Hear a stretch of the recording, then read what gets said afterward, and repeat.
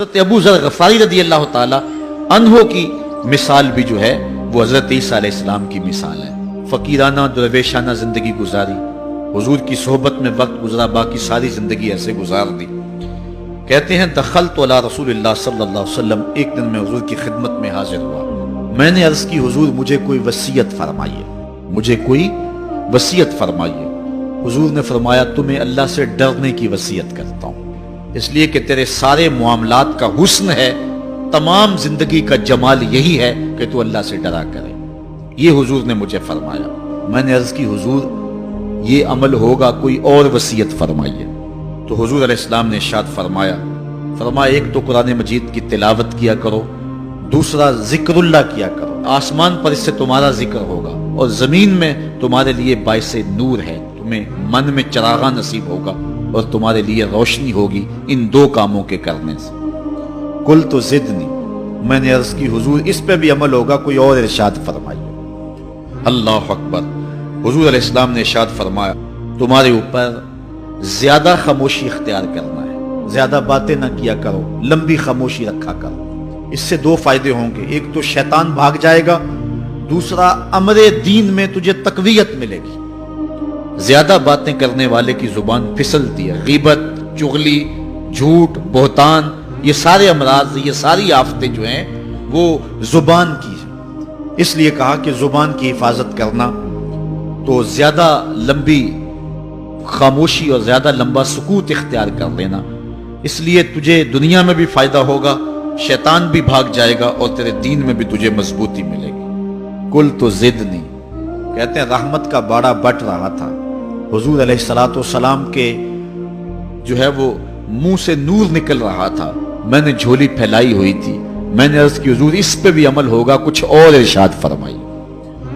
تو آقا کریم علیہ السلام نے ارشاد فرمایا میں تجھے نصیحت کرتا ہوں کہ تم زیادہ ہنسا نہ کرو، زیادہ ہنسنے سے گریز کرو، اس لیے کہ زیادہ ہنسنے سے ایک تو دل مردہ ہو جاتا ہے اور دوسرا چہرے کا جمال ختم ہو جاتا ہے، چہرے کی روشنی چلی جاتی ہے۔ ایماندار کے چہرے پہ ایک نور ہوتا ہے، جو شخص کہے لگا کر ہنسنے والا ہوتا ہے اس کا وہ نور رخصت ہو جاتا ہے۔ اسلام نے مسکرانے سے منع نہیں کیا، حضور علیہ السلام تبسم کی عادت رکھتے تھے۔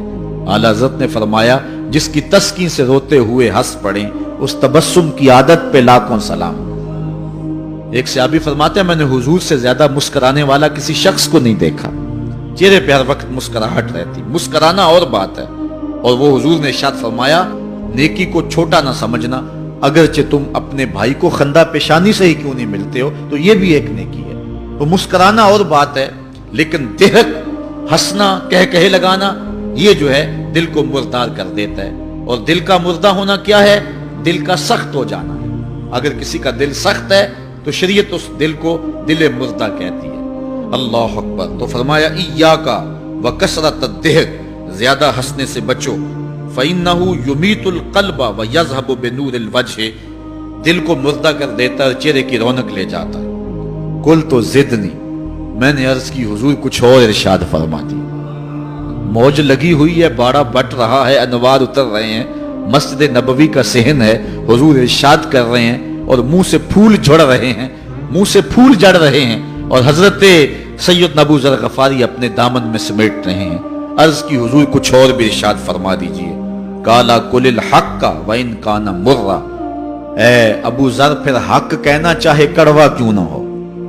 سچی بات کہنی کڑوی تو ہوتی ہے، بابا بلے شاہ نے بھی کہا نا سچ آنکھیں پامبڑ مچدا ہے۔ جب سچی بات کہو گے تو کئی لوگ ناراض ہو جائیں گے، اپنے بھی خفا مجھ سے ہیں، بیگانے بھی ناخوش، کہ میں زہر حلاحل کو کبھی کہہ نہ سکا کند، بات وہی کہتا ہوں سمجھتا ہوں جسے حق، نئے ابلہ مسجد ہوں نئے تہذیب کا فرزند۔ تو یہ تو سچی بات کرنے سے یقیناً بہت سارے لوگ ناراض ہوں گے، جن کے مفادات پہ زد پڑے گی تو وہ ناراض تو ہوں گے ہی ہوں۔ تو فرمایا اے ابو ذر قل الحق وان کان مرن، حق کہنا چاہے کڑوا ہی کیوں نہ ہو۔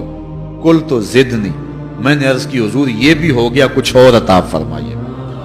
قال لا تخف فی اللہ لومۃ لائم، کہا اللہ کے راستے میں ملامت کرنے والے کی ملامت سے نہیں ڈرنا کہ لوگ کیا کہیں گے۔ بہت سارے کام ہم اس لیے نہیں کرتے کہ لوگ کیا کہیں گے، بہت سارے کام اس لیے کرتے ہیں نہ کیا تو لوگ کیا کہیں گے، ناک نہیں رہے گی، اللہ اکبر، ناک بچانے کے لیے بڑا کچھ کر جاتے ہیں، اور ناک رکھنی ہے یا قبر کو روشن رکھنا ہے، آخرت بچانی ہے یا ناک بچانی ہے؟ تو یہ ملامت کرنے والے کی ملامت کے ڈر سے بہت سارے گناہوں کا ارتکاب کر لیا جاتا ہے۔ فرمایا لا تخف فی اللہ لومۃ لائم، قلت زدنی، میں نے عرض کی حضور کچھ اور بھی ارشاد فرما دی۔